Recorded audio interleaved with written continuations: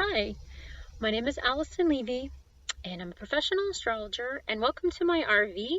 And I'm really happy to be presenting to you tonight, and or whenever you are watching the show. I really enjoy Amy's project she's working on, and I'm really happy to be part of it. And yeah, I'm originally from New York and spent my whole life in the Northeast, so that's how I know her. I'm currently living in my RV and am in California. I'm in Northern California right now, and I wanted to share with you tools that I use, with the astrology and tarot and some of the somatic stuff that I think could be very helpful right now.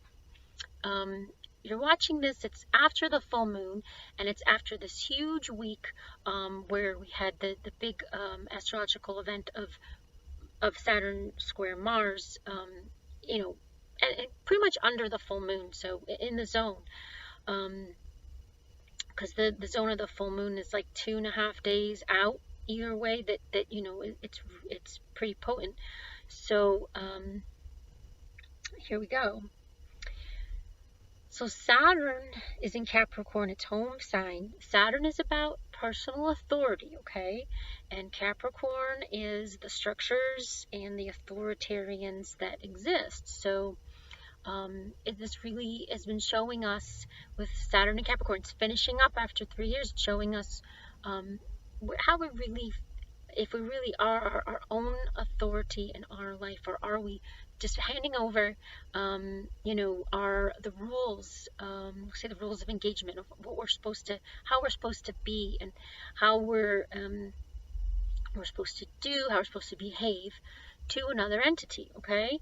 So this has been really big because Saturn met with Pluto in January 12th. So there was eclipses and also the Saturn-Pluto conjunction, and with this mega stellium of planets in Capricorn, this hasn't happened since the 1200s, Middle Ages. Really represents, it is about empire in general, and yes, you could talk about the one world government and the powers that be, and how America's really, at the forefront of that, and how it's all coming to a head now.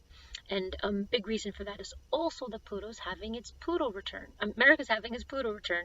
So, Pluto returns in about 250 years. So when the Constitution was written, Pluto's coming to the same spot it was by about 2023. But we're definitely feeling it now with all of these events. This 2012 marker, this Saturn-Pluto conjunction with the stellium, everything is part of this, okay?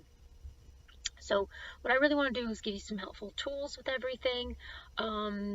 Just finishing up with the astrology this week, because the full moon happened, the moon in Aries, right? Because Libra, Sun, Aries is the opposite with Chiron. So there's this huge thing going on about us really coming to grips with, really of how we see ourselves, and everybody has Chiron in their chart. Okay, you may have heard of Chiron. It was founded in 1977. It's an asteroid, and it exists between Saturn and Uranus. So the planet we can see from naked eye, Saturn, and Uranus, the first one we can't, represents more spirit and the universe and God or goddess, that kind of energy, goddesses. So with Chiron in this full moon chart, we're really feeling like any sort of inadequacies, and how that is going to play out in relationships of all kinds, all of our relations, okay? And at the same time, the Saturn-Mars square is the second of the 3 squares, okay?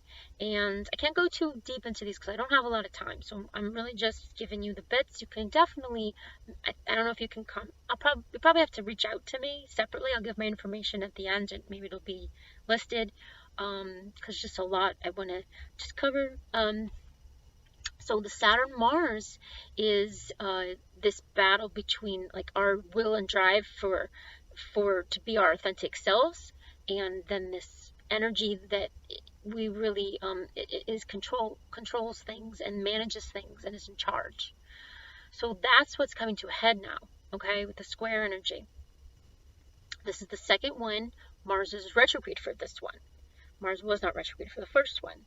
So basically, which was the summer, okay, Mars squared all the outer planets in Capricorn. Mars is 6 months in Aries because it's retrograde. So this is also extraordinary. To have that much time that we're really focused on our energy and our drive and our willpower. Retrograde means towards spirit. I mentioned I do something called cosmic consciousness, that I studied it and got certified. This is a whole system and really explains a lot of, you could say, New Age concepts through astrology. So the Saturn with the Pluto is really about your personal authority, and also this like illumination energy. It's related to enlightenment, okay, of like really coming online and really realizing who you are, and that's like being more and more empowered, okay. And then we're going to have the third one. That's when Saturn and Jupiter are going to move into Aquarius. So at the end of the year, and then Saturn and Jupiter are going to meet on solstice, winter solstice here in the Northern Hemisphere. And this is only happens every 20 years, and then it's going to happen at 0 degrees Aquarius. This is really a sign of the new age coming in, the old age being Pisces, the old systems being the Capricorn. So the new is Aquarius. It's our vision. It's uniting, not being solitary anymore, and finding others that we can work with and build things, because that's how you have power. So that's how we're going to see things play out with this third square. You're going to see the power is changing. Okay, so Saturn it also loves Aquarius. Saturn belongs in Aquarius. It comes a little differently. It comes more about information, more about systems, more about, yes, AI and computers and technology. So there's a lot going on in outer space, of course. Mars will finish up in Aries and head into Taurus, and that is like immovable. Mars in Taurus is like an ox. You're not going to move this entity. Aquarius, this new Aquarius square will be the people, okay? Uranus, Saturn in Aquarius, Uranus in Taurus as well. Uranus is long-term in Taurus. It's been I think it's been 2 years now. Maybe not quite. It came in and out. So maybe a total of 2 years now. This energy is, I believe, a lot of the earth changes. It's like an enlightenment. I would say it's like, you can imagine it's like lightning hitting a tree.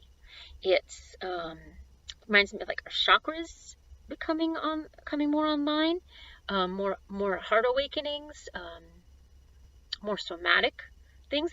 I think that really brings home. I'm going to get to that soon. And so Uranus rules Aquarius, right?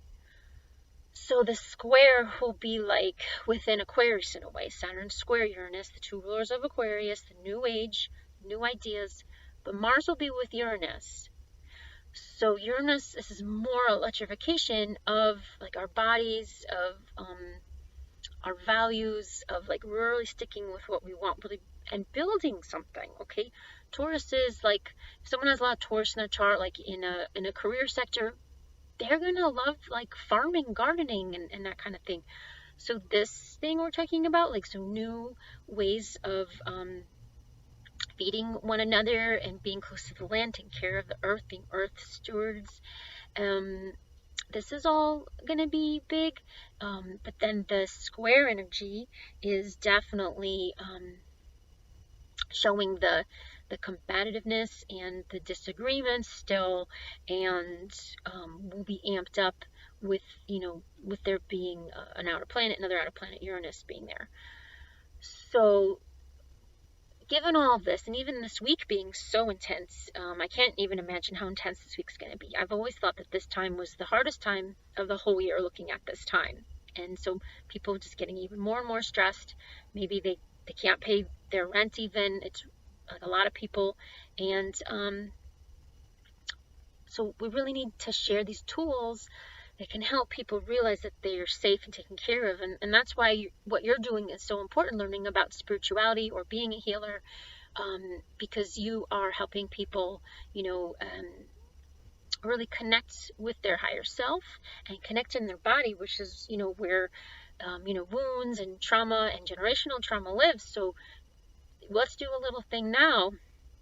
I don't know. I assume it's under the full moon and there's a lot going on. So you can do a tune in now by taking some deep breaths. I like to put a hand on my heart. Sometimes a hand on my belly too. And just slowing down. Deep belly breaths. And you're just going to notice what's going on. You're just going to notice. And it may be a lot. It may be nothing. It may be the dinner you ate. You never know. And it's always so good, and it's always helpful to tune in.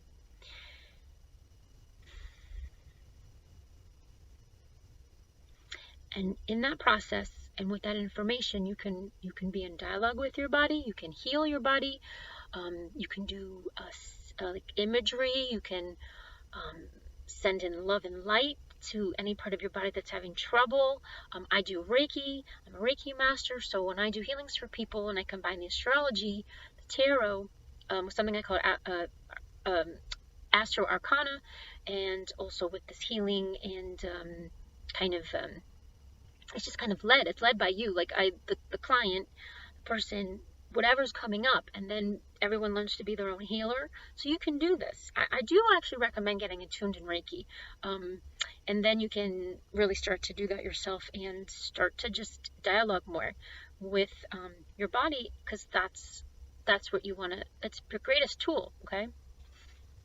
So the tarot I like to use in combination. I mentioned this Astro Arcana. It's a system I have. So when I'm doing an astrology chart, like I wanted to talk about more about the full moon chart, but the biggest thing is the Chiron. And so people really dealing with their woundedness and really coming out now. It's like we went through, like, for a bunch of years, it was like the big social media explosion and people, wanting to look a certain way, and portray themselves a certain way. And now it's about really being yourself. So it's like, defying stereotypes and, really opening and welcoming, more diversity in every way. And really recognizing that woundedness is what makes us all special. And like, I'm sure, when you love someone, like, you love their quirks and their wounds, consciously, like, that's what, that's like the whole picture of somebody, right? So this is what we're talking about. We're talking about this holistic system, and I like to use the tarot for that. So it's like, here, I will pick a card about this full moon we just had. Okay, this is the John Holland Psychic Tarot. I recommend it for beginners. I got the Spiritual Strength card. This is like the 9 of Wands. So it's nice to get spiritual strength. So this is like, there's a lot you're up against. There's a lot going on, and we're all having to be like our bigger self. See, the spiritual strength, that's what's going to carry us through right now. It's like the wounds make us feel small, but that really is how we grow. It really is how we grow, and we become compassionate, and we become healers, because we have to learn how to heal this thing in ourselves. So that's the Astro Arcana. I use it in all different ways. I also pick cards, like when I'm going to stay somewhere new in my RV, I pick a card about safety. I do all sorts of things, like mundane tarot. So I think that's it. I don't want to go overdo my time here, and just thank you. And if you want to check my workout, I offer readings, healings. I'm on IG, Alison _somatic_cosmic. I'm on Facebook under my name, and I also have a Facebook page. I just changed the name of it, so but I think if you do facebook.com/starry blessings, it still comes up. My full name is Alison Beth Levy. I'm on YouTube. under Alison Levy now is the main one I use. I have a website, AlisonLevy.com. So just thank you for letting me share this with you, and I wish you safety and peace and love and joy at this time, and bye. Thank you.